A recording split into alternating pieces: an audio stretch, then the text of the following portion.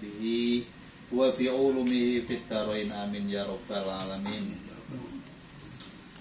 Kitab ini namanya, kalau yang pinggir namanya Safinatun Najah, kalau yang tengah namanya Kasifatus Saja. Safinah itu maknanya itu kalau orang bahasa umumnya itu perahu, Najah itu kan keselamatan. Jadi keselamatan yang diumpamakan sebagaimana perahu yang ada di lautan, jika yang ikut di dalamnya selamat akan sampai ke tujuan, jika yang tidak pasti akan tenggelam. Jadi mana itu diambil bukan mana Safinah itu perahu berarti kita nyoret-nyoret perahu, itu bukan. Jadi ibarat penyelamat di lautan gitu aja ya. Jadi itu singkatnya saja. Itu yang di pinggir ada tulisan Bismillahirrahmanirrahim. Terus loncat yang ke situ Alhamdulillahirabbil alamin, yang ke sini nih. Nih. Nah, dari sini ke sini nih. Ya. Bismillahirrahmanirrahim. Kalau makna pesantren dulu, baru makna sini, soalnya ilmu yang mahal itu ilmu pesantrennya. Bismillahi makna Jawa dulu, ntar diterangin ya. Kelawan nyebut asmane Allah, sifate Allah Ar-Rahmani kang welas asih ing dalem dunya, Ar-Rahimi tur kang asih ing dalem akhirat maring mukmin bloko. Itu kan makna Jawa. Itu yang mahal itu. Jadi dengan nama Allah yang maha pengasih lagi maha penyayang. Kenapa pakai dengan nama Allah yang maha pengasih lagi maha penyayang di sini? Bismillahi. Nah, di tengahnya ada kata-kata halaman pertama, di tengahnya langsung ke bawah. Soalnya kalau sarah itu kan luas. Nih di tengahnya ada Bismillahi. 1, 2, 3, 4 dari bawah apa kira-kira? Ya, ada Bismillahi. Bismillahi ada. Ai bikuli ismin min asma'i dzati. Ya. Ya, ada. Belum ketemu. Dari bawah. Dari bawah. Keempat ya. 1, 2, 3, 4. Ada Bismillah. Bismillahirrahmanirrahim. Itu tengahnya di situ. Belum ketemu. Oh, ini. Nah, baru nongol. Jadi kalau kita itu kebiasaan orang itu kan kalau mau keluar rumah, mau berjalan kan Bismillahi tawakkaltu ala Allah, berangkat. Kita mau makan Bismillahirrahmanirrahim. Kita mau aktivitas Bismillahirrahmanirrahim. Ini sebelumnya sudah disebut di atas 1, 2, 3, 4. Ada hadis di atas itu. Ada hadis. Di atas itu ada hadis. Ada hadis di tengah. Atas li hadisin idza mata ibnu adama ing qata amaluhu ila min salasin, itu ada. Ada enggak? Di atas. Iya, kalau ngaji sana harus lontar-lontar begini memang. Kalau dibatas semua. 8 dari bawah. Taruh di situ. Ketemu itu. 8 dari bawah. Ketemu.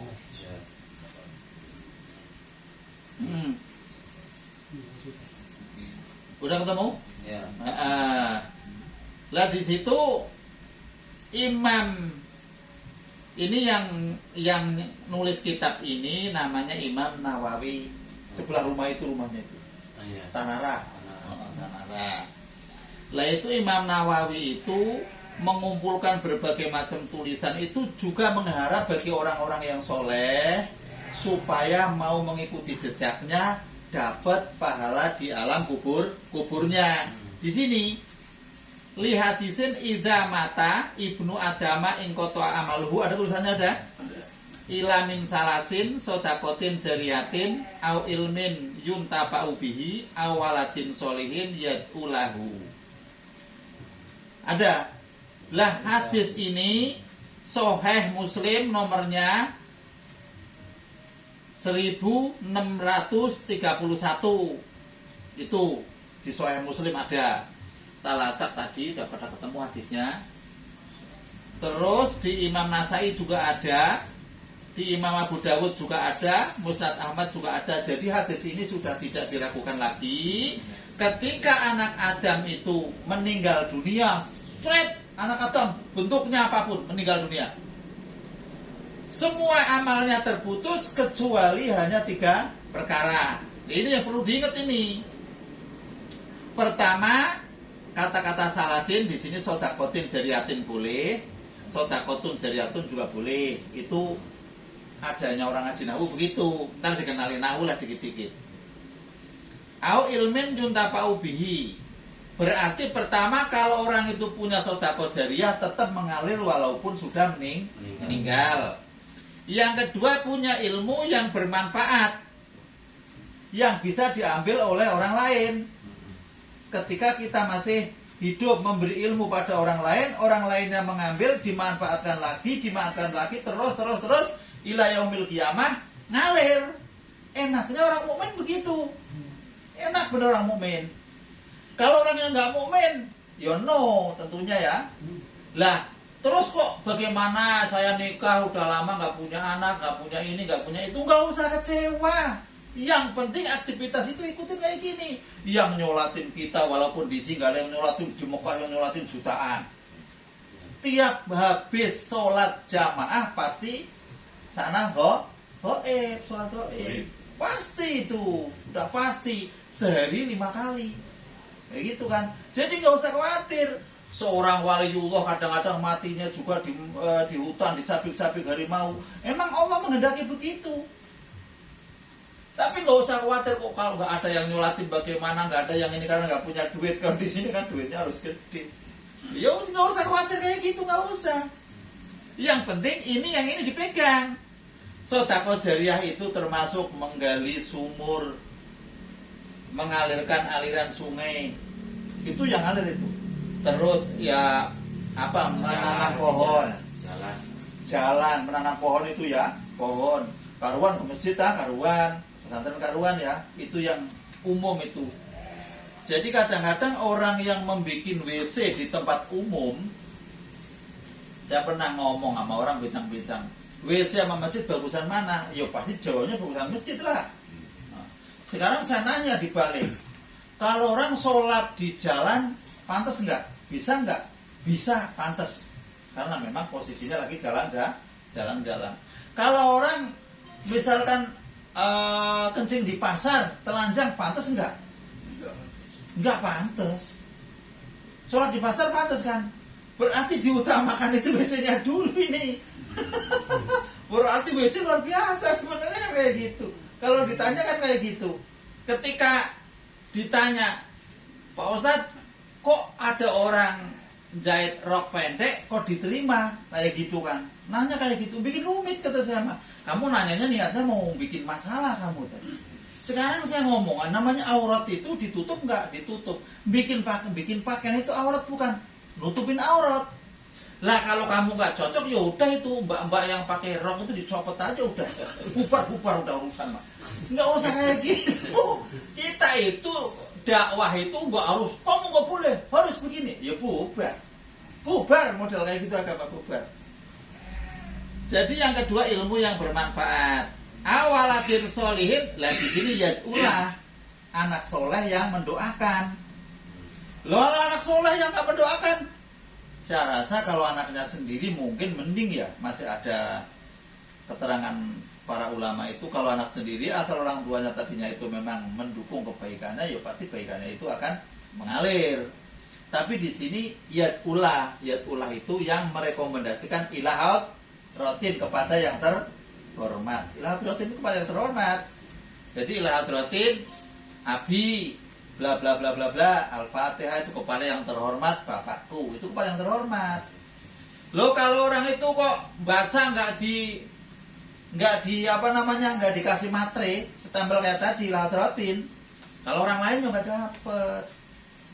Kalau bapaknya sendiri atau kakeknya sendiri katanya masih dapet. Kalau ulama mengatakan begitu.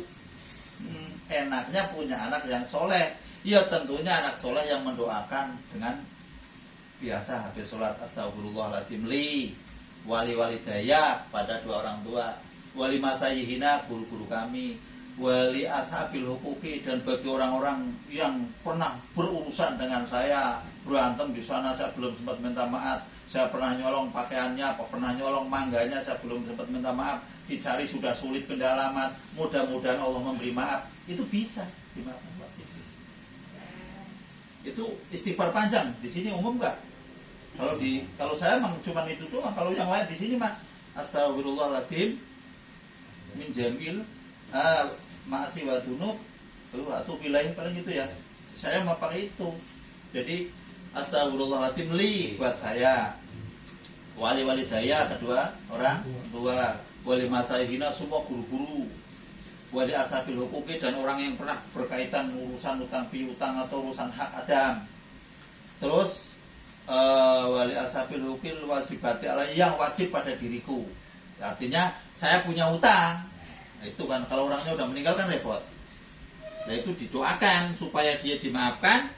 Setelah dimaafkan, yakin orang itu kalau sudah dimaafkan oleh Allah di sana nggak bakalan nuntut Pak, nggak bakalan nuntut. Bisanya nggak dimaafkan itu kan kesel. Contohnya orang usaha bangkrut, kesel gara-gara kamu kayak gitu kan. Kalau orang untung bodoh amat, tadi untung dia kok tadi kok jegal saya, jadi saya kesambet jatuh, setelah jatuh saya dapat ide kan, masih ada pikiran itu. Tapi kalau bangkrut ketemu bangkrut berantem seumur-umur. Kalau untung mah enggak. Lah di sini hadis ini jangan diragukan lagi sahih. Adapun yang ngomong kok wah doanya orang lain kepada orang lain nggak bakalan nyampe, kirim pahala itu nggak bakalan nyampe, orang sholat nggak bakalan nyampe, itu pemahaman-pemahaman memang yang ngajinya memang kurang. Saya yakin ngajinya kurang. Orang-orang yang ngomong kayak gitu itu ngajinya hadis teks doang, teks hadis kayak gitu dibaca, diterjemahin, bun nggak bakalan bener, nggak bakalan. Orangnya orang Sunda kok, orang Jawa kok. Yang namanya Arab itu nggak gampang. Sekarang kita misalkan ngomong, ketika Nabi Musa jalan-jalan, di situ melihat tembok mau jatuh. Mau itu kan untuk barang yang sekiranya barang mati kan nggak pantas. Mau itu kan makhluk hidup. Lah, makna yang begitu itu namanya isti'arah. Jadi orang kalau nggak paham balaghah, ngomong hadis, ngomong Quran itu udah nggak bakalan bener, udah pasti nggak bener. Man ala kotamimatan misalkan, barang siapa yang menggantungkan jimat, katanya ini jimat langsung dikalungkan, itu nggak begitu, enggak. Maknanya itu menggantungkan itu meyakini bahwa jimat itu yang hebat lah baru kafir. Bukan digantungkan di mobil, digantungkan di rumah, itu bukan. Bukan masalah gantung-gantungannya, bukan. Jadi susah. Kalau orang nggak tahu balaghah susah ngaji mah. Bikin masyarakat sesat bareng.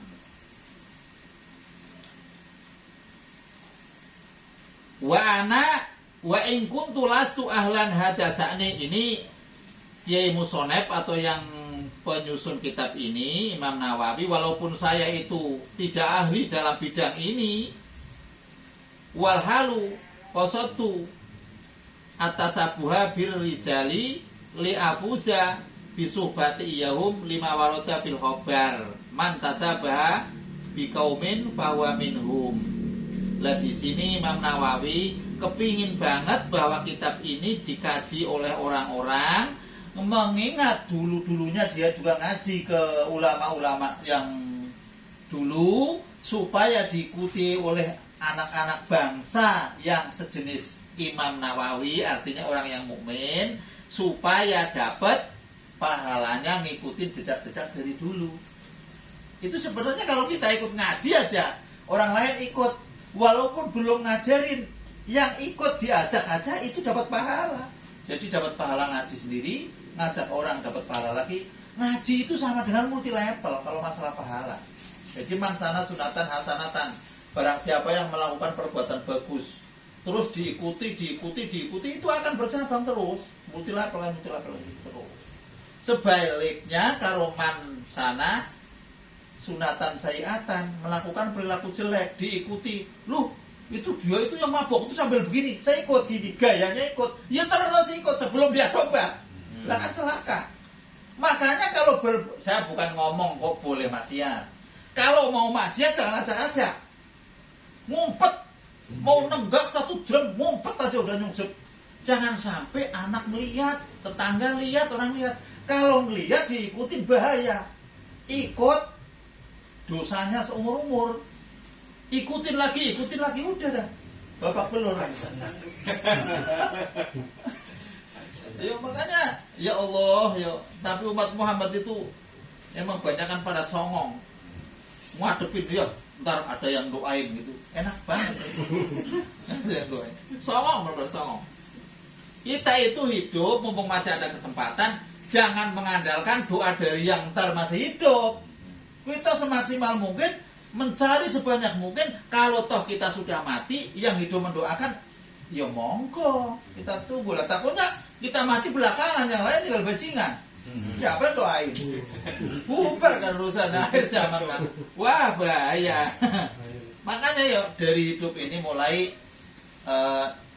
simpanan la ilaha illallah 70.000 simpan buat sendiri. Kalau jatuh 70.000 simpan lagi buat siapa? Monggo disimpan buat tidak atau itkon minan. Nah, monggo itu ada kitabnya di kitab banyak keterangan itu, terutama di kitab Irsyadul Ibad itu ada.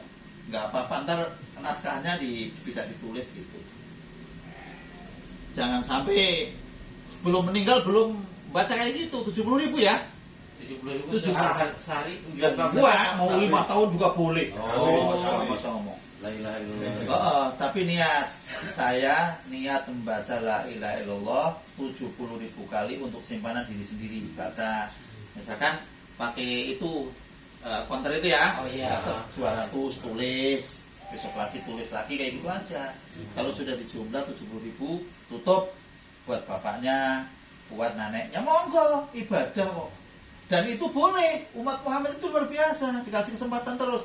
Selagi orang itu meninggalnya membawa iman, itu aja dapat. Itu enak kalau umat Muhammad bener. Yang penting jangan punya angan-angan bahwa saya ntar tobatnya, jangan. Udah itu, kalau orang ntar tobatnya udah nggak bener udah. Lah itulah manfaatnya kita berbuat baik sehingga ditiru oleh orang, yakin pahala kita akan mengalir. Lah bismillahirrahmanirrahim ini kembali ke bawah. Ini kalau hadisnya sesuai semua, ini udah didata. Kalau di sini udah data semua nih, data cariin. Jadi hadis kayak gini mah yang ngajar kayak gini ini yang blenger. Kalau cuma ngajar bacain kayak gini mah enak, dibaca plek. Mau muter mau enggak yang dengerin enak. Lah kalau di sini cari hadisnya kayak gini kan, masya Allah, ini harus Ahmad ada, Bukhari, Muslim. Kalau kurang jelas, kadang-kadang cetakannya itu ada yang sudah dibuang. Yang cetakan dari sekarang itu katanya ini doib, ini palsu, ini doib, ini palsu, ini main hukum-hukumin hadis. Imam Bukhari kan atasnya ada yang doib segala macam, kan ngawur. Ada yang kayak gitu, yang hadis jumlahnya misalkan 7.000 jadi 5.000. Kita nyarinya nggak ketemu penomorannya. Lah itu nyarinya repot. Makanya harus punya data-data PDF. Lah bismillahirrahmanirrahim tadi, kenapa orang kafir kok bisa kaya, orang yang ahli ibadah kok kadang-kadang buat makan aja sulitnya setengah modal. Lah nyatanya sifat Ar-Rahman itu untuk seluruh alam, baik yang ibadah, yang nggak ibadah, yang munafik, yang musyrik segala macam, dapat Rahman itu semua. Kadang-kadang yang orang-orang yang ahli ibadah itu kadang-kadang malah sulit, karena memang diuji orang ahli ibadah itu. Sahabat Ali hidupnya miskin, buat makan aja gampangnya orang ngomong kan susah. Tapi memang sahabat Ali kalau harta kasihkan aja ke musuh-musuh kami ya Rabbi. Kalau masalah ilmu ke saya, kayak gitu. Dia mintanya ilmu, memang nggak mau harta. Sebab apa? Ribet urusannya nanti di akhirat. Kalau kita kan nggak, mau ribet mau yang penting kayak dulu kan. Waduh. Iya, kita emang pikirannya Ya orang lain udah kaya, mas saya nggak kaya. Di sana sama-sama ribet ini. Masa sama-sama ribet? Kalau pikiran orang sama-sama ribet, jangan begitu dah. Pokoknya kita itu setelah mati, itu kalau bisa jangan sampai megang harta. Artinya, sebelum mati, nah itu kan dimanfaatkan buat kepentingan kamu, buat kemaslahatan kamu yang belah sono nak, yang kamu sono nak, yang kamu sono. Kalau ini yang satu petak ini takut bapak mati besok ntar dijual buat biayain. Utang-utang udah lunas semua. Enak kayaknya itu. Jadi nggak perlu ribet. Iya. Ini mah orangnya belum dikubur. Golok udah pakai selamat. Waduh. Ini hono katanya punya saya. Udah enggak, ini ada suratnya. Surat pada keluar semua. Masya Allah. Di mana-mana setiap orang itu urusan harta kayak gitu, Masya Allah. Ngeri. Ngeri bener.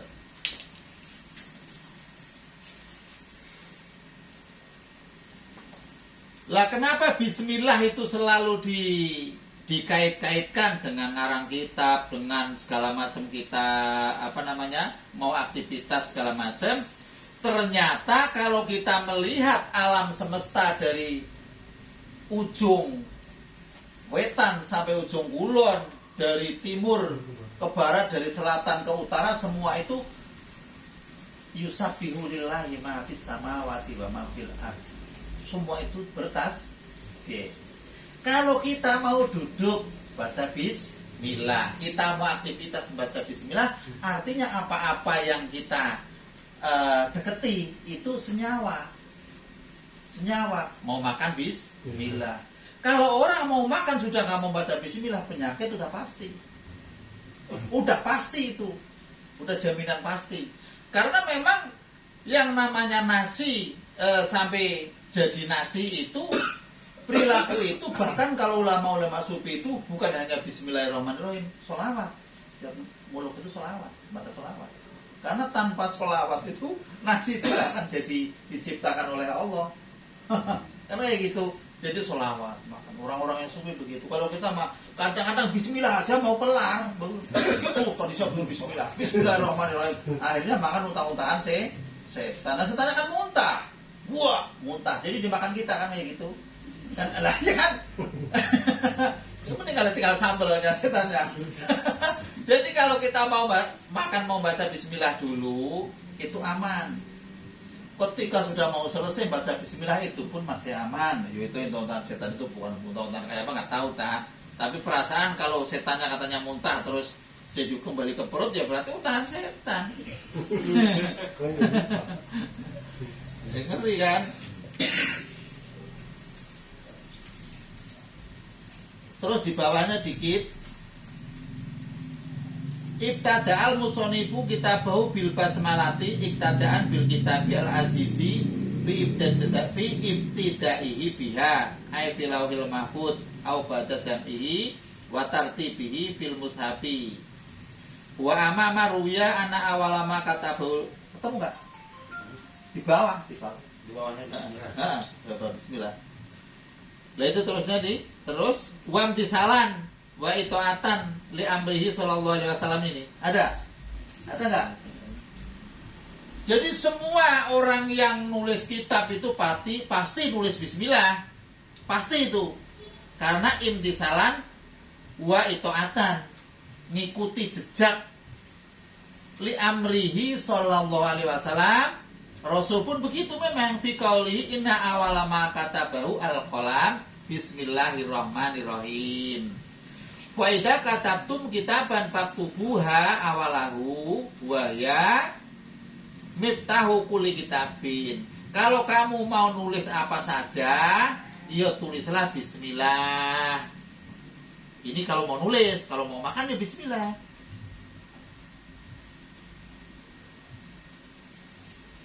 Miftahu kulli kitabin unzila, yang diturunkan. Walaman uzila ala Jibril biha a'adaha salasan wa qala hiya laka wali ummatika. Ternyata bismillah itu untuk Rasul dan umat Rasul.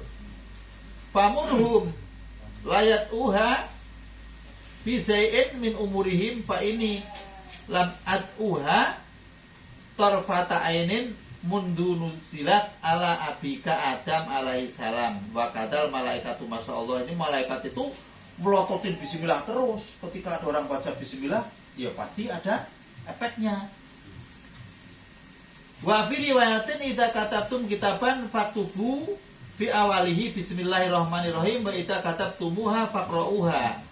Jadi kalau mau nulis, ya nulis itu nulis bismillah dulu sambil baca. Maksudnya begitu, hadisnya begitu. Lah, yang ini nih baru, kalau yang ini ada keterangan waruya anhu ini. Anahu qala takhallaku bi ahlakillah walasaka ina adatahu ta'ala fi ibtida'i kulli suratin al-ityanu bil basmalati siwa baraatin. Lah, ini hadis ini banyak yang mengatakan dhaif. Anahu qala takhallaku bi ahlakillah, itu berakhlaklah kalian sebagaimana akhlaknya Allah. Itu nggak mungkin kalau makhluk bisa kayak gitu, kan nggak mungkin. Setelah terlacak semua kitab-kitab itu mengatakan sampai jalurnya itu ketemu sampai segini banyaknya, itu mengatakan ada yang maudhu berarti palsu. Banyak kan mengatakan maudhu palsu yang ini. Cuman Imam Suyuti nulis di dalam kitabnya Iwadakaruhu Suyuti Bitakbidil Haqiqah Al-Aliyah, namanya kitab Takbidil Haqiqah Al-Aliyah, juz 1 halaman 89. Itu pun tidak disebutkan rawinya. Jadi hadis ini itu lebih dikatakan la aslalah. Jadi belum ketemu jelunturungannya. Ada yang mengatakan kalau diartiin secara tekstualitas, maka orang itu akan menjadi akidahnya akidah sesat. Masa kita mau nyamain Allah? Nah, kayak gitu. Tapi dalam pemahaman artinya begini. Dalam keterangan Imam Suyuti, artinya kita itu kalau mau melakukan sesuatu yang baik, bacalah bismillah, maksudnya begitu. Nggak usah yang neko-neko jauh, nggak usah jauh, jangan. Karena Allah tiap mendokumentasikan Al-Quran per surat ada bismillahnya, kecuali surat At-Taubah atau Baroah ya. Nah, di situ. Maksudnya begitu. Jangan diperpanjang, bahaya ini kalau akidahnya bisa hancur. Hati-hati. Ini tak cari sampai kayak gini. Sampai banyak banget.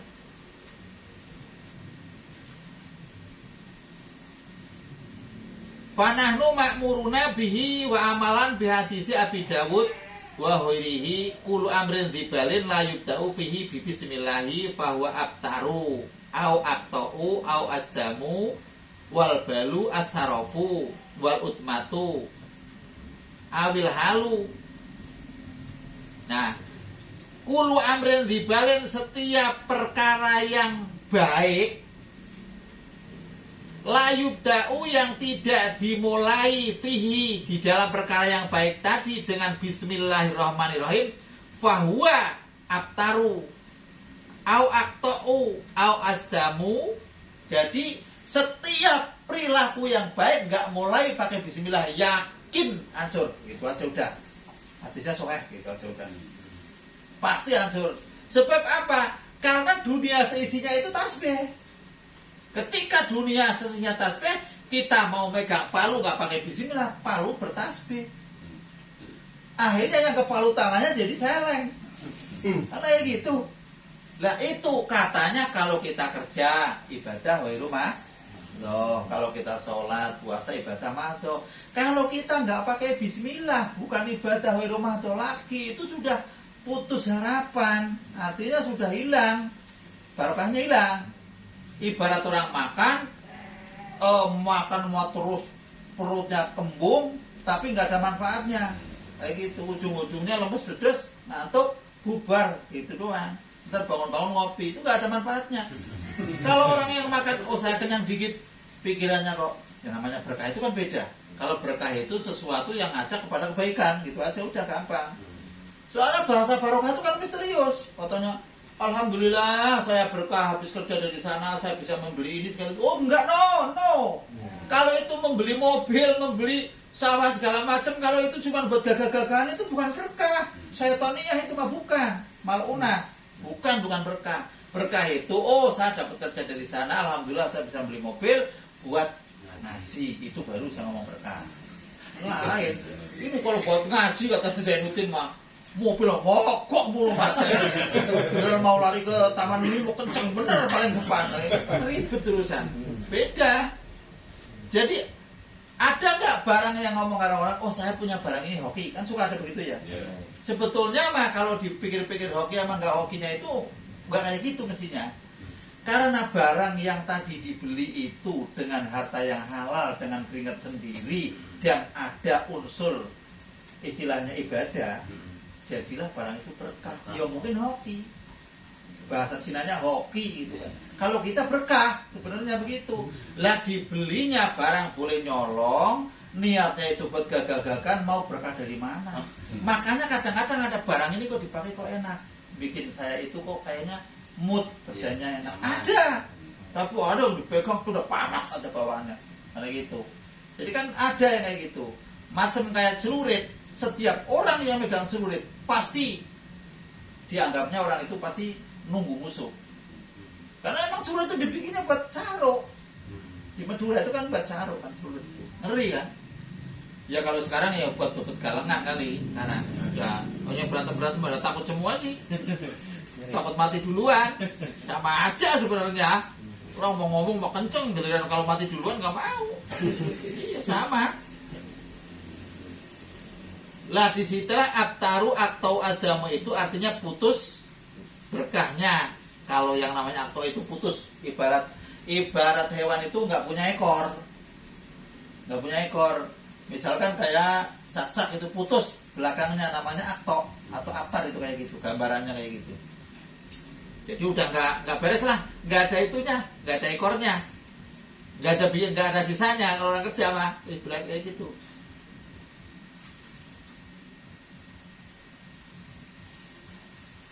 Lah terus Bismillah ini nggak boleh dilakukan, misalkan mau nyapu kandang kambing, misalkan pakai Bismillahirrahmanirrahim, nggak boleh. Oh mau makan pakai pete, nggak boleh makruh Bismillah, nggak boleh. Rokok. Hah? Rokok. Nah itu merokok makruh apakah saya nggak tahu, apa wajib ya? Kalau wajib malah Bismillah kan. Masalahnya kan saya juga nanya sama kiai karena kiai yang merokok ya. Rokok itu hukumnya 5. Ada yang mubah, ada yang makruh, ada yang wajib, ada yang haram katanya. Segala macam. Wajib bagi kiai merokok, kalau nggak merokok nggak mau ngajar, kurang ajar. Jadi merokok wajib kata kiai. Ini hukum merokok itu kan jelas masalahnya kan. Kalau ulama-ulama yang suka yang nggak merokok terus suka ekstrim kadang, walat jangan kau jatuhkan dirimu di dalam kerusakan. Ada Quran kan begitu.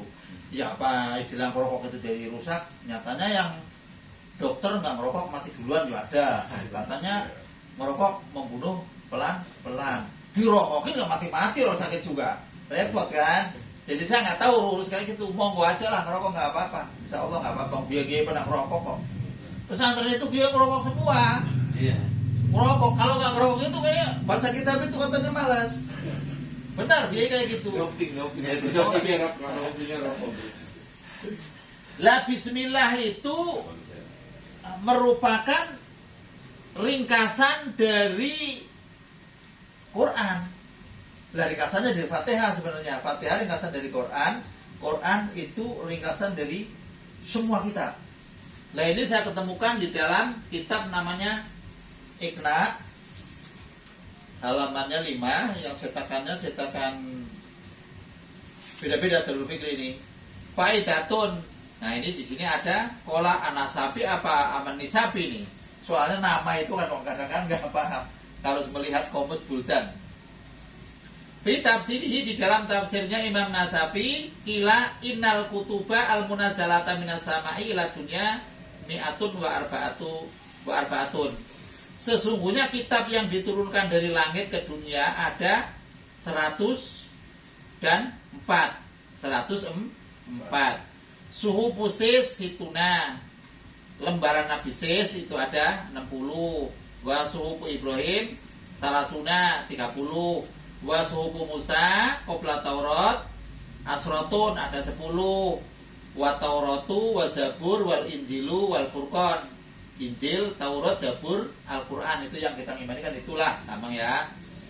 Lah, wa ma'ani kulil kutub adapun maknanya semua kitab semua dari zaman Nabi Sis majmu'atun fil Qur'ani dikumpulkan di dalam Al-Qur'an.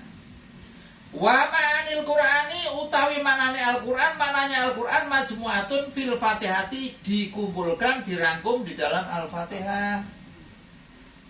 Wa ma'anil Fatihati majmu'atun fil basmalati maknanya Fatihah dirangkum di dalam Bismillah. Wa ma'anil basmalati majmu'atun fi ba'iha. Bismillah dirangkum di dalam baknya Bismillah. Wa ma'naha utawi maknane Bismillah maknanya Bismillah bi kana ma kana wa bi yakunu ma yakunu. Bi sebab ingsun karena terjadi sesuatu, wabi dan sebab ingsun yakunu terjadi apa ma yakunu barang yang akan terjadi. Jadi dengan bismillahnya itu ada di baknya. Jadi bismillah itu nggak main-main. Wazada ba'tuhum wa ma'anil ba'i adapun maknanya ba' fi nuqtatiha bahkan maknanya di dalam titiknya itu. Nah, ini diambil dari kitab Al-Iqna oleh Imam Sarbini menukil dari tafsir yang namanya Imam Nasafi. Jadi rupanya Quran yang segitu banyaknya gulungan itu memuat seluruh kitab-kitab yang diturunkan kepada nabi-nabi sebelumnya. Terus Al-Quran dirangkum di dalam Al-Fatihah, Fatihah dirangkum di dalam Bismillah, Bismillah dirangkum di dalam baknya masih ada di dalam titiknya. Jadi barang siapa yang mau baca Bismillah sekian kali begini-begini itu waduh khusus Bismillah. Kalau mau mah ada amalan-amalan kayak gitu. Itu adalah uji coba seorang ulama Imam Al-Buni itu meneliti tentang masalah Bismillah. Diteliti, oh ternyata Bismillah itu kalau dibaca 708 kali akan bisa menghasilkan begini. Oh kalau dibaca begini-begini akan hasil begini. Itu diteliti, namanya mujarobat. Mujarobat itu ibarat BP POM, itu laboratoriumnya. Jadi mujarobat. Jadi macam kayak laboratorium. Cuman ulama itu namanya mujarobat. Sohehun. Lah kalau nggak percaya, namanya orang nggak percaya. Mau gimana ke? Susah. Orang nggak percaya mah susah. Oh saya nggak percaya, ya udah ngapain sih? Kalau ucapannya orang ulama, ucapannya masa wali segala macam, bapak nggak percaya itu nggak dosa-dosa banget, karena ini ucapan ulama atau wali, ya. Tapi ucapan ulama sama wali ini yang tidak disandarkan langsung hadisnya ke Rasul ataupun ke Quran. Artinya ucapan wali itu yang ucapan feeling. Inisiatif, ada insting sendiri yang memang linknya itu langsung ke Allah. Terus uji coba, kok hasilnya begini. Misalkan contoh ada wali di Tangerang ini ngomong, Tangerang ini bakal akan banjir kayak begini misalkan. Saya dengar mau banjir mau enggak saya nggak ada urusan, nggak apa-apa. Tapi kalau yang percaya, saya percaya orang itu orang alim, ya monggo aja. Jadi yang kelelep bareng ya istilahnya nggak dosa, yang nggak kelelep juga nggak dosa. Jadi urusan kayak gitu enggak. Soalnya ucapan itu kan nggak ada dasar hukumnya di sono. Jadi link ya, pilih sendiri. Jadi macam kayak kalau kayak gitu ucapan harus dipercaya semua kan orang yang ahli peneliti bola itu pasti kalah 3. Oh saya percaya sama kan nggak bisa mainnya belum. Dengar ini pemainnya, saya bakal kalah 3, mendingan jangan main aja. Kan enak kalau begitu, iya kan? Jangan sok tahu lo, saya nggak bakalan main. Apa nggak malu? Nah itu, jadi yang namanya barang yang belum terjadi kan pernah kejadian. Seorang habaib ceramah bahwa tahun ini bakal akan terjadi orang nggak ada berangkat haji segala macam. Itu kan videonya beredar. Itu memang kata orang masih hebat. Bagi orang tertentu mengatakan hebat. Orang yang tertentu lagi mengatakan ini orang kewaliannya bocor. Jadi ibarat anak kecil, kamu lebaran mau dibeliin apa tong? Saya udah dibeliin ini sama bapak ini. Padahal jangan ngomong-ngomong, ntar buat kejutan lebaran. Itu udah gak kuat, ngomongan duluan. Itu kayak gitu gambarannya. Mestinya di situ jangan, nggak boleh. Ya kita sampaikan masyarakat, ya kita berdoa saja, mudah-mudahan aman-aman saja. Yang disampaikan harus begitu. Kalau ada wali sampai ngomong tahun depan sudah diekspos, itu bocor. Namanya bocor. Kewaliannya itu nggak kuat. Itu disebutnya di dalam kitab Hikam. Bukan malah hebat itu bukan. Oh besok kamu bakal jatuh nyungsip kecomberan. Ya saya tak pesen-pesen ikat ketiak nggak kecomberan kayak gitu. Bisa jadi kan? Sambil berdoa, ya Allah, mudah-mudahan saya nggak kecomberan. Sambil sedekah kan bisa. Jadi Rasul pun pernah kejadian dijanjiin bahwa akan kejadian begini-begini. Akhirnya nggak ditepati, pernah kejadian. Itu salah satu dari ujian juga. Wali pun kadang-kadang begitu, ngeri. Makanya jangan percaya nggak gitu-gitu, yang gitu-gitu lah, ngeri. Nggak boleh. Lama bak itu maknanya bak sababiyah. Sababiyah itu dengan gitu ya. Karena di sini mengacu pada hadis yang mengatakan, ada hadis di bawah tuh sallallahu alaihi wasallam dikias, daholati mro'atun annara fi hirotin.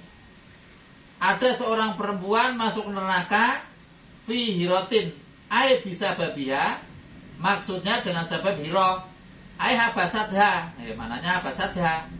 Perempuan tadi menahan kucing. Wahya imro'atun min bani Israel. Jadi maknanya itu bisa makna sababiyah, bi tadi di atas. Jadi berarti kalau begitu bismillahirrahmanirrahim, tawakal itu setelah kerja apa sebelum kerja? Sebelum kerja. Setelah apa sebelum? Jawabannya yang biasa aja, santai aja. Setelah ya, setelah. Sekarang begini, kamu mau berangkat, bismillahi tawakal tuh enggak? Tawakal tuh kan? Tawakal tuh kan saya pasrah kepada Allah kan? Tawakal tuh Allah. Sudah berangkat apa belum? Belum. Nah ini jadi peketer kalau begini. Ya.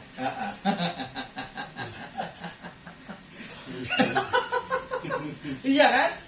Mau berangkat kan bismillahi tawakal tuh Allah. Padahal belum berangkat haji, masih di rumah udah tawakal. Di dalam Qur'annya, wa idza azamta fatawakal 'ala Allah. Ketika kamu punya tujuan, tawakal kepada Allah. Berarti tawakal itu dulu. Iya kan? Kalau melihat itu tapi berarti kalau saya kerja segala macam kalau udah nggak hasil baru tawakal, nyerah itu namanya. Tawakal nyerah udah. Ampun Gusti, saya udah nggak sanggup, nyerah. Tapi kerjaan yang kita mau kerjakan diserahkan kepada Allah. Saya artinya bismillahirrahmanirrahim. Kerjaan ini diserahkan kepada Allah. Adapun hasilnya ntar ya tawakal lagi, begitulah. Gampangnya kayak gitu. Iya kan? Kita mau usaha diserahkan kepada Allah. Bismillahirrahmanirrahim. Tawakal itu ala Allah kan, begitu. Setelah kita bekerja segala macam, sore-sore ya setelah usaha ini tawakal itu ala Allah, sama aja kan. Artinya kerjaannya juga harus ditawakalkan kepada Allah, hasilnya pun harus percaya tawakal kepada Allah. Kalau nggak hasil kadang-kadang nggak tawakal nggak apa, wah ini sukses ya. Kan kayak begitu manusia, senangnya begitu. Giliran, wah saya harus tawakal kayaknya ini, udah nggak hasil, baru nyerah. Padahal tawakal itu macamnya kan macam-macam. Macamnya anak kecil. Anak kecil itu ibarat lagi butuh aja, model kita lah. Mak, itu kan butuh, udah dikasih main, wah sampai sore gak pulang. Butuh aja pengen jajan, balik lagi mak, gitu kan? Balik. Gitu. Jadi tawakalnya model kayak kita kayak gitu. Giliran ada kasus saja, dagang rugi, usaha nggak bener, sholat tahajud. Kata Allah, baru tak tungguin kuat berapa malam. Kan kayak gitu. Biasanya kan begitu. Mestinya ketika kita lagi sehat itu sudah tahajud duluan. Ketika kepleset, ya Robi, saya minta tolong, saya kepleset. Baru ngomong, tapi kita di jalan. Ini mang jalan mah kagak, giliran kepleset lapor. Ada gitu kan? Modelnya begitu. Lah tawakal yang model kelas wali itu tawakalnya ibaratnya mayit. Mayit mau dibuang ke kali monggo, mau dimandiin monggo, mau dikubur monggo, nggak jadi dikubur ya monggo, kayak gitu. Tawakal yang kayak gitu kita kan nggak kuat, belum waktunya kan. Nah, itu tawakal macam-macam. Jadi tawakalnya kita yang mana? Ya pasti yang itu tadi, itu yang pertama. Ya, Mak. Iya kan? Oh, ada kasus saja baru laporan, ya Allah ada kasus. Kalau nggak ada kasus ya aman-aman aja. Model kayak gitu. Nah ini bismillah itu bisa menjadi penyebab dari hal-hal yang terkait dengan keberhasilan segala macam dari bismillah itu. Jadi awalnya kita, loh kadang-kadang kita kerja kok memang dasarnya orang mau bangkrut, lupa baca bismillah. Lupa Pak, benar Pak. Jadi kalau orang yang baik itu, yang memang dibimbing baik itu selalu ingat ketika mau melakukan sesuatu, Allah itu mengingatkan. Kalau kita itu kadang-kadang lupa mulu, karena kitanya itu lupain mulu sama Allah. Jadi seneng, lari-lari kenceng, malah ngedungetan mulu, nggak nyebut Allah. Kira jatuh innalillahi gitu, baru kan. Nah itu kayak gitu tawakalnya modelnya. Pantok pintu aja udah, baru. Ya Allah, dosa apa saya? Dosa apa itu dosa semua. Dari tadinya dosa mulu. Jadi masalah bismillah itu masalahnya senyawa dengan alam-alam yang diciptakan oleh Allah itu semua bertasbih. Jadi kalau kita itu mau apa-apa nggak pakai bismillah, sudah dipastikan hilang barokahnya. Ya, barokah hilang itu sudah nggak ada apa-apanya kita mah. Yang ada kalau makan jadi penyakit. Kalau kerja, kalau nggak bangkrut, kalau dapat duit juga, duitnya jadi malapetaka. Itu maksudnya begitu. Nggak ada berkah itu kayak gitu. Malapetaka itu kan berarti duitnya hilang. Buat beli apa-apa ngajaknya macam-macam. Nggak yang ke surga gitu. Ngajinya mau berapa jam enggak? Saya mau di rumah ini. Kasih kesempatan pertanyaan terakhir. Ya, pertanyaan seputar itu aja yang supaya memperkuat ini ya. Lah ada yang menerangkan lagi wabihi bilhamdalah. Nah ini masalahnya kan ada orang yang mau khutbah itu kan nggak pakai bismillah kan? Alhamdulillahillati arsala sayyidina Muhammad sallallahu alaihi wasallam ila syariati wal sittin. Misalkan kayak gitu kan. Ya memang hadis itu dua-duanya ada. Jadi setiap pekerjaan yang tidak dimulai dengan bismillah akan putus barokah. Yang tidak dimulai dengan alhamdulillah juga putus barokah juga. Makanya di sini ada bismillahirrahmanirrahim baru alhamdulillah. Kadang kita bismillahirrahmanirrahim selesai baru alhamdulillah. Pokoknya di dalam kerjaan itu harus disebut itu dua-duanya itu. Harus disebut. Tanpa menyebut itu mukminnya belum beres. Mukmin kok apa lupa, lagi-lagi lupa itu bukan mukmin itu. Mukmin kok lupa mulu. Ya tapi memang orang itu ada yang disebut baru Islam belum mukmin juga ada. Banyak yang begitu memang. Jadi enggak aneh. Lah dari bismillahirrahmanirrahim lari ke alhamdulillahirabbil alamin sono. Alhamdulillah adapun segala puji lillahi milik Allah Rabbil alamina yang menguasai alam semesta. Nah alhamdulillah itu segala puji. Nah segala puji kok mananya segala? Alnya itu disebut al istighraqil jinsi, menghabiskan seluruh puji. Nah ini ilmu nahwu lagi. Ilmu nahwu. Jadi seluruh puji, ada pujinya Allah kepada Allah, pujinya Allah kepada hambanya, puji hamba kepada hamba, puji hamba kepada Allah. 4. Itu seluruh puji dikembalikan ke Allah. Contoh, ada orang datang, kamu juara hebat. Alhamdulillah. Puji tadi milik Allah, harus begitu. Iya, kan saya kan dibikin aduh, manusia Indonesia itu udah umumnya begitu. Katanya, loh ya sekali-kali kita ngomong kayak gitu. Ya orang sekali-kali terus. Boyo akidahnya memang pada rusak udah rusak. Jadi kalau kita ngaji kitab, lihat alam yang kebiasaan itu sebenarnya udah pengapa, bener. Kalau orang santri mah, dikit-dikit nanam padi, dipupuk. Wah kalau nggak dipupuk nggak bakalan jadi. Udah pasti kayak gitu omongannya. Kalau nggak dikasih obat-obatan kayak gini, nggak bakalan bisa kayak gini. Allah itu hilang terus. Pasti. Kalau orang yang nggak ngaji itu pasti. Rame-rame nyari duit nabung umroh. Naik kapal, turun di sono, main ke hotel. Orang Indonesia lawan. Makan, ambil semua.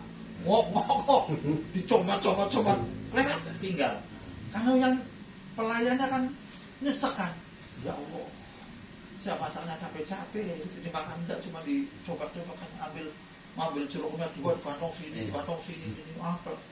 Ya Allah, saya karena nggak tega lihatnya kayak gitu. Saya ngomong ente itu pada umroh itu duitnya itu dari mana sebenarnya? Kalau ente emang panggilan Allah, panggilan malaikat atau panggilan Nabi Ibrahim, gampangnya ini ngomong, yakin nggak kayak gitu modelnya? Itu yang mubadir kayak gitu itu panggilannya iblis itu demit. Kalau ada biaya nggak terlihat suruh maju, tantangannya gitu kok. Alhamdulillah itu besoknya itu makanan rapi-rapi semua itu buat saya. Saya itu kan innal mubadirina kanu min ikhwan setan itu loh. Itu pokoknya setan berarti panggilan setan. Kalau nggak terima ya udah terusin aja.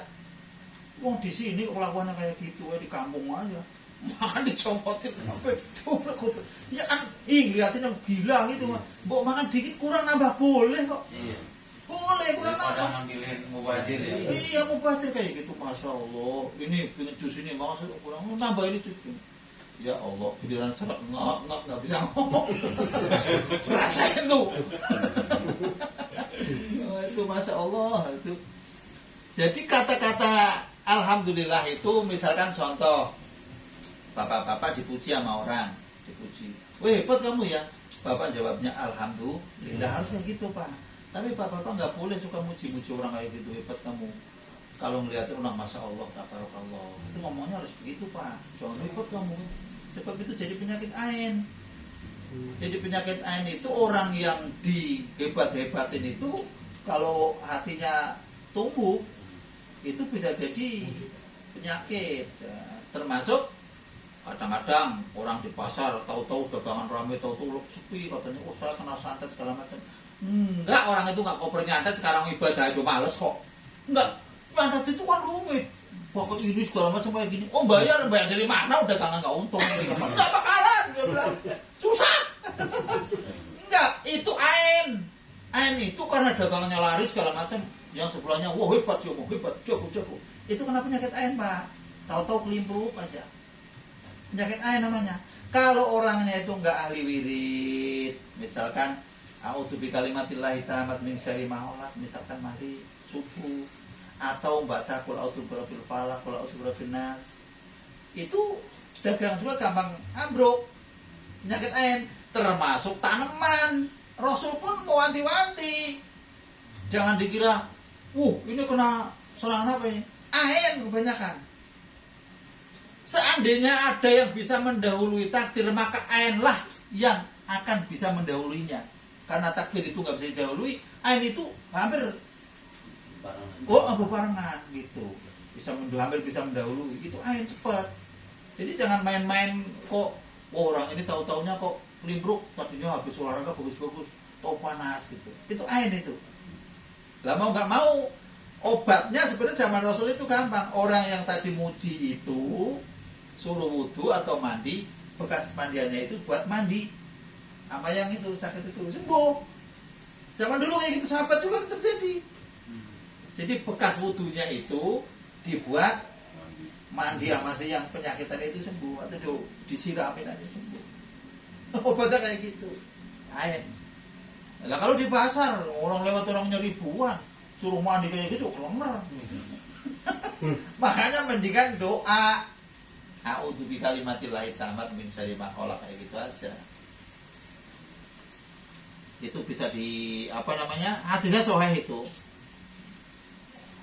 Wa bihi nasta'inu ala umuri dunya waddin. Kalau ngajinya ngulas yang tengahnya nggak kelar-kelar seumur hidup nih. Iya, ini hukum sholatnya ntar kelamaan, ini dituin aja mukadimahnya biar kelar.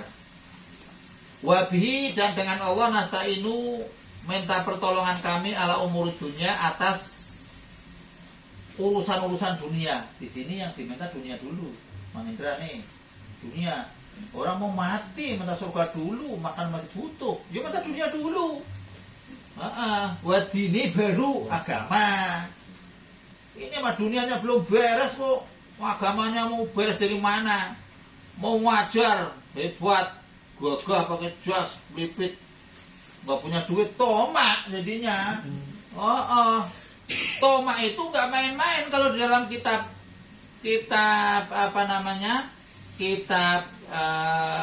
kabair itu termasuk dosa besar juga, karena orang yang tomak itu tidak percaya dengan takdir Tuhan. Contoh, ada orang bagi daging lebaran haji, kok nggak nongol ya? Kata saya mau nongol nggak nongol, mau tetap aja. Kalau nggak dapat jatah mah enggak, udah diem aja sih. Ngapain pakai pikirannya ke situ? Nggak usah. Usahakan kita itu harus bisa begitu. Kenapa orang itu tomak? Karena dia itu tidak biasa makan daging. Namanya gitu. Kenapa orang itu tomak dalam mengajar, dalam tampil segala macam? Karena dia itu nggak punya kantong, kantongnya itu kosong. Kalau dia itu bisa ngisi kantong sendiri, yakin kayak gitu itu nggak bakalan tomak. Seandainya ada rezeki, hada min fadlillah, harus begitu. Ini mau belum apa-apa, kok nggak nongol-nongol, udah 3 hari ditanyain lagi, kemarin nganterin tak sama gua. Masya Allah, itu lewat banses. Lah orang yang kayak gitu itu ibadahnya itu disebut musyrik khafi. Musyrik khafi itu tampilan magagah, artinya ruwet.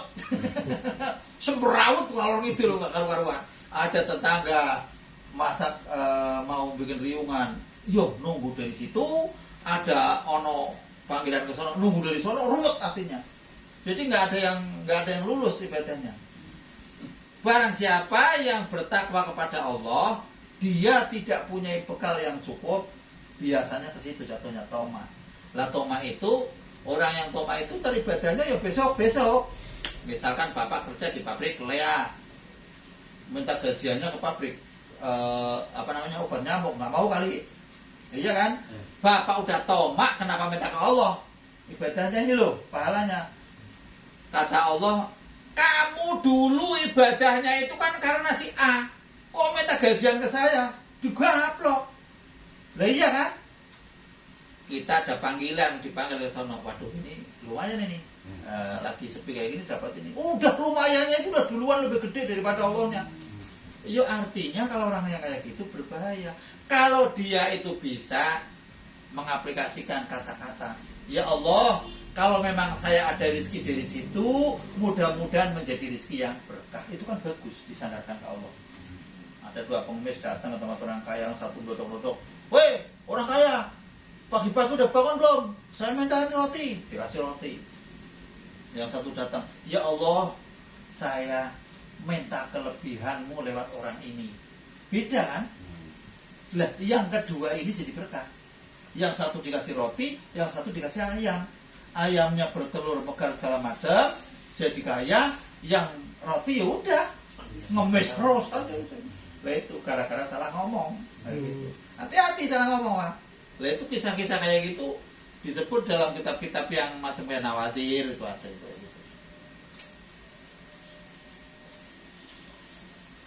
Wa sallallahu ala sayyidina Muhammadin khatamin nabiyyin. Jadi tadi yang diurus urusan agama dulu apa dunia dulu?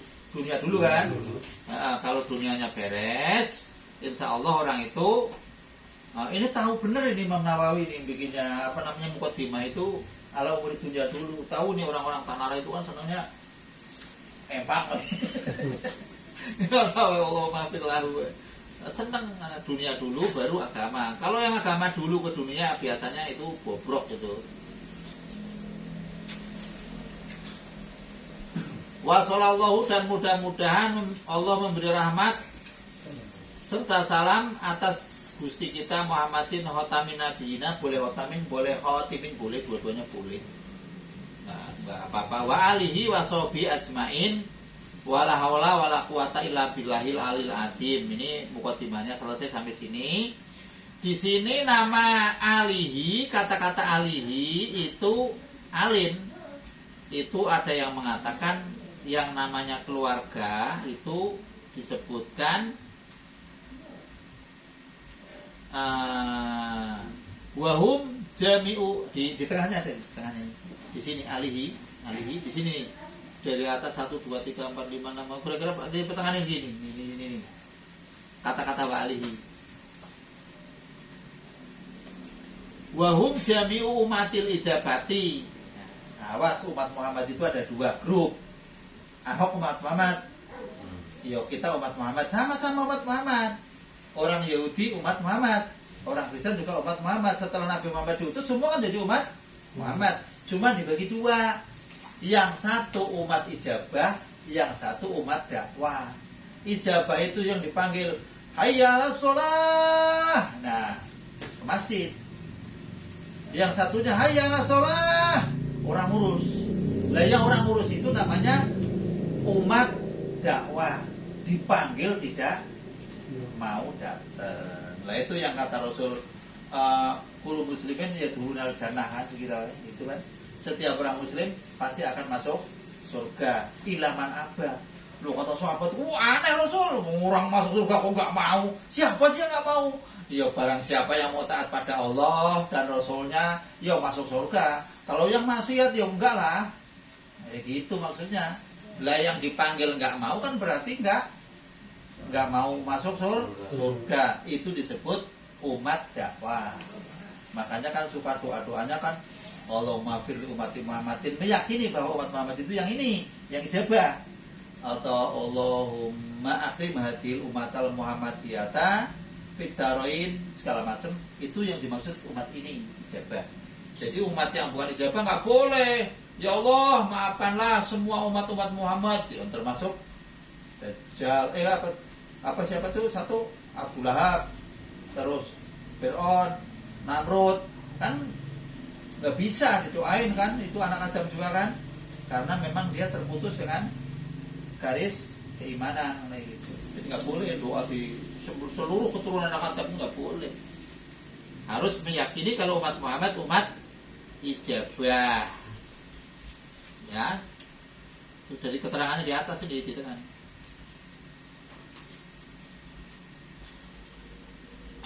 Lihobari alu Muhammadin kulutakin. Nah, ada hadis yang mengatakan keluarga Muhammad adalah setiap orang yang takwa ahrojahu. Nah, ini hadisnya ada nih dari Imam Tabrani. Jadi setiap orang yang takwa itu disebut keluarga Muhammad. Allahumma amin. Ini masih ada hadisnya Imam Tabrani di sini nih.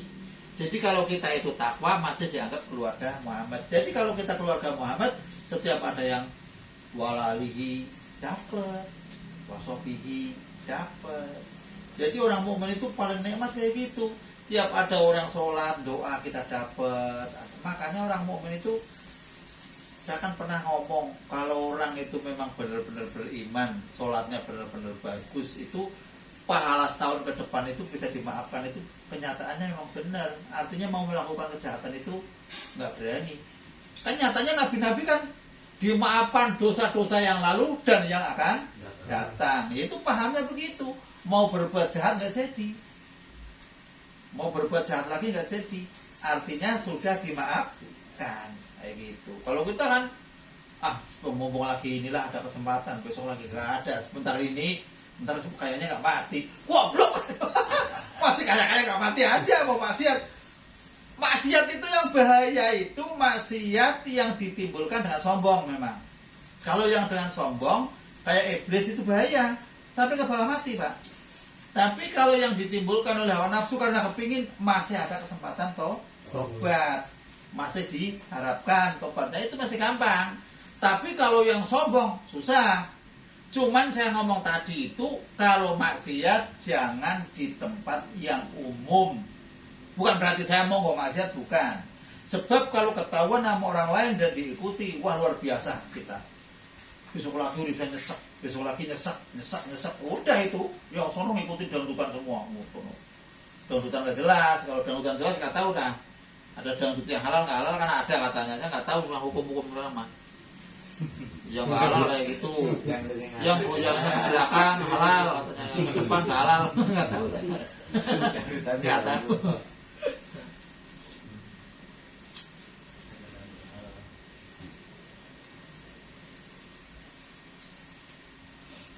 Oh, Ali tadi terus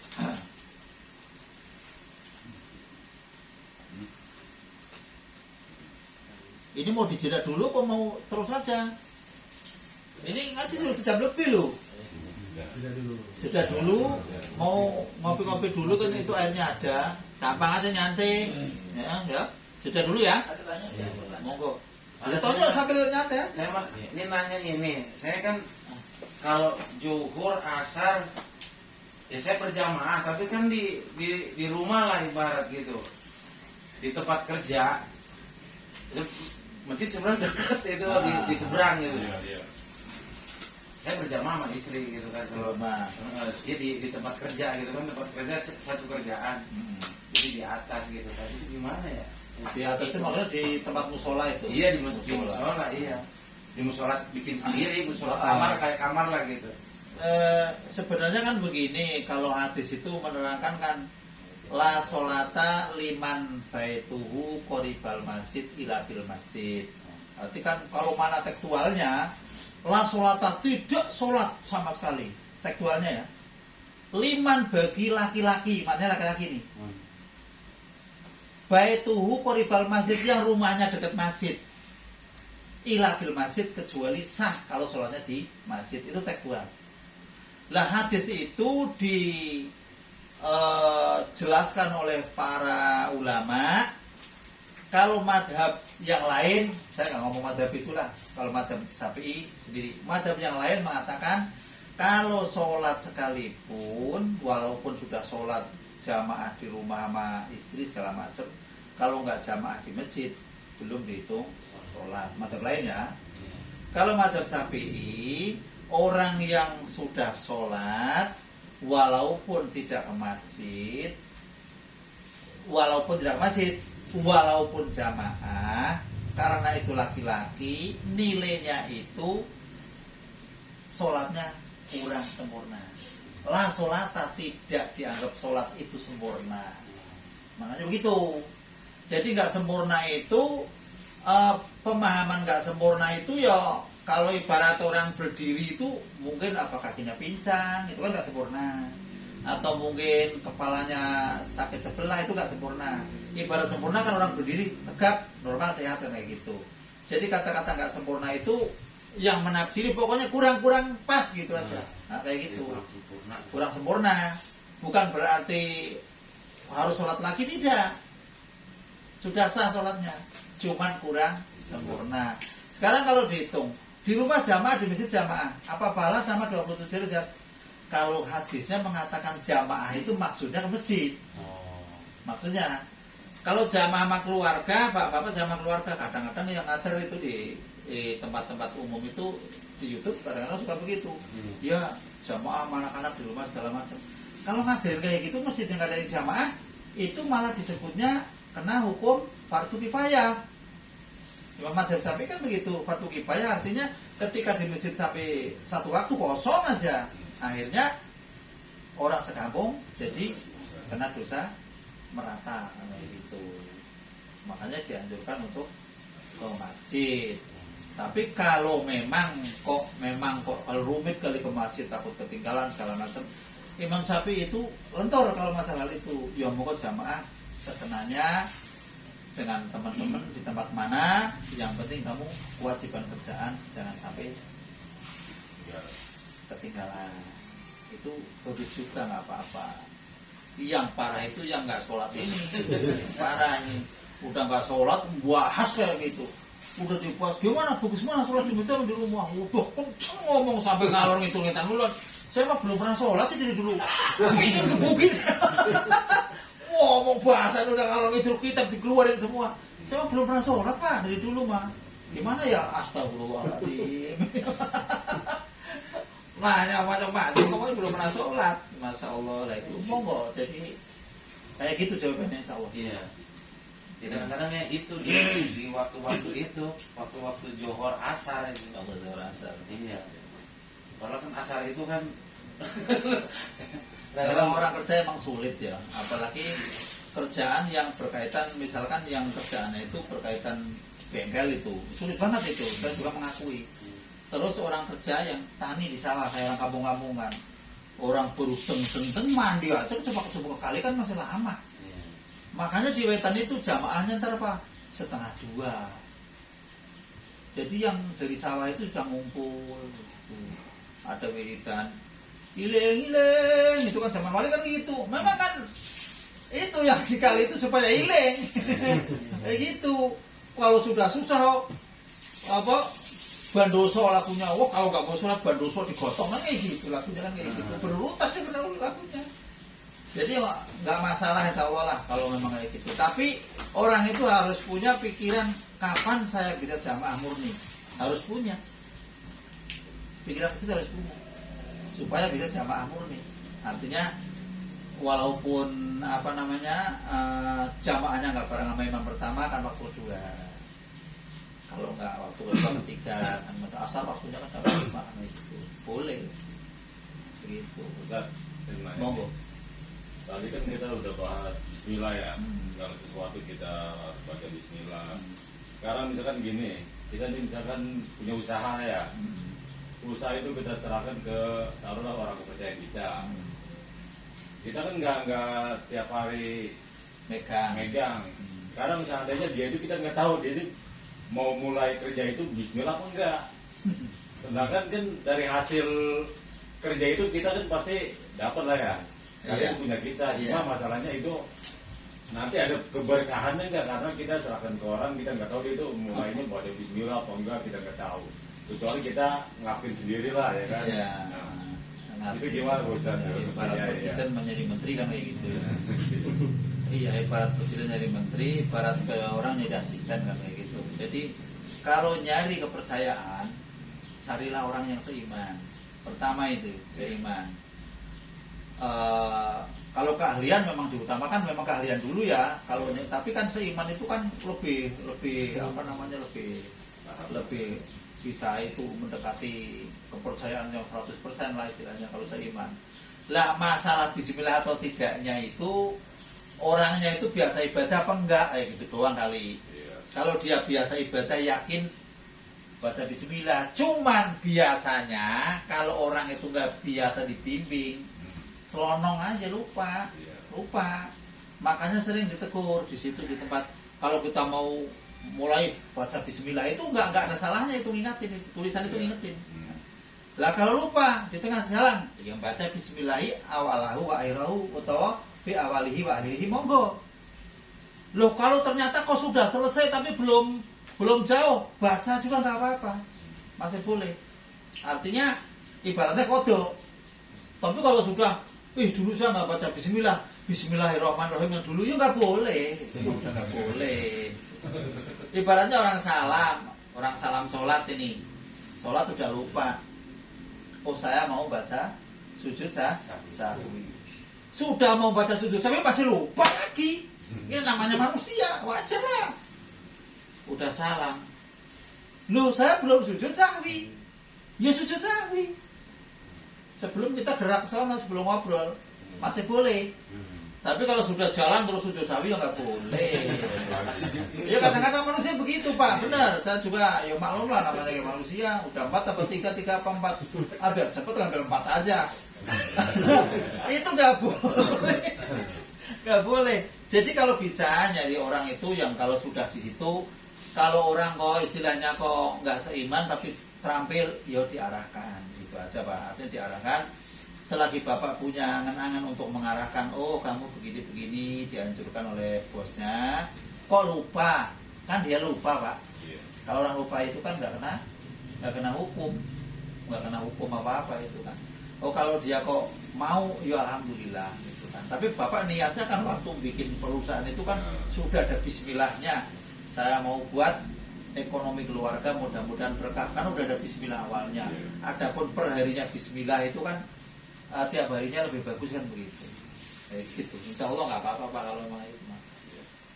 Tapi keterampilan yang misalkan orang bengkel kan ya harus membidangi tentang bengkelnya gitu kan diutamakan juga kan. Iya. Soalnya muamalah Pak, muamalah. Jadi muamalah itu Rasul pun bermuamalah dengan orang non Islam juga boleh. Tapi kalau seiman lebih menolong lebih bagus. Tapi kadang-kadang orang yang santri itu blebet karena kerjaan belum apa-apa udah ngopi 2 gelas, saya pergi nyender aja. Ayo kita yang nggak lihat santrinya kerjaan kita kelar-kelar ya nggak apa santri mas santri udah sono gitu. Mas santri kok giliran bosnya itu udah ngopi 2 gelas, bosnya nyingkir ngantuk, kesel, kepecat nggak tega kayak gitu. Ya, kalau orang kerja kan profesional ya. Monggo mana? Ini ya mengenai tentang kurban ya. Karena saya dengar dari ceramah-ceramah gitu ya, kurban itu bisa jadi nazar karena kita salah berucap. Misalkan kita mau berkurban, bilang ditanya mau kemana, saya mau beli kambing buat berkurban. Nah itu jatuhnya katanya nazar jadi wajib ya. Tapi kalau misalnya kita ditanya mau kemana, mau beli kambing buat sunat kurban, nah itu boleh kita itu gimana ya kurbannya? Itu keterangan itu ada di Anatul Talibin, insya Allah khususnya ada yang jilid-jilidnya baru tak bahas kemarin itu ada orang nanya persis kayak gitu. Jadi kalau ada orang mau kurban, ketika ngomong, wah saya lebaran haji mau kurban, ini misalkan, atau ditanya mau kemana, saya mau beli kambing buat kurban, kayak gitu kan. Keterangan yang tadi itu dua-duanya namanya nazar. Artinya nazar, kurban itu jadi wajib dan tidak boleh makan dagingnya. Ketika ditanya mau kemana, insya Allah saya mau kurban. Ya kan, insya Allah saya mau kurban atau insya Allah saya mau melakukan kurban.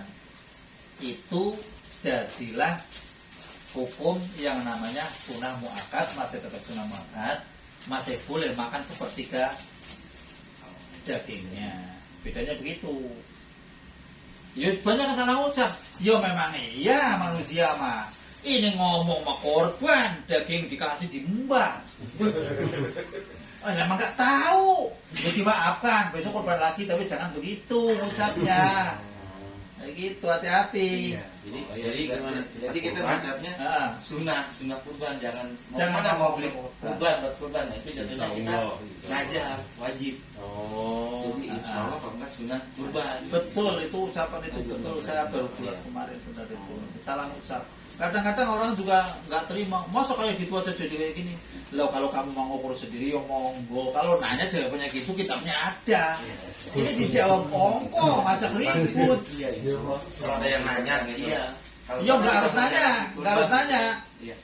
Pak, saya tahun ini mau korban. Ini ibunya ngomong. Lah, bapak ngomong tahun ini mau korban itu kan jadi wajib. Tapi ketika insya Allah kalau ada rezeki saya mau kurban, itu kan kalau kurban kan hukumnya emang sunnah kan. Kalau ngomong insya Allah berarti kan masih tetap jatuh sunnah kan. Atau saya mau sunnah kurban, masih bisa makan dagingnya dan hukumnya sunnah. Ibarat gak jadi sekalipun nggak punya utang, kasarnya kayak itu kan.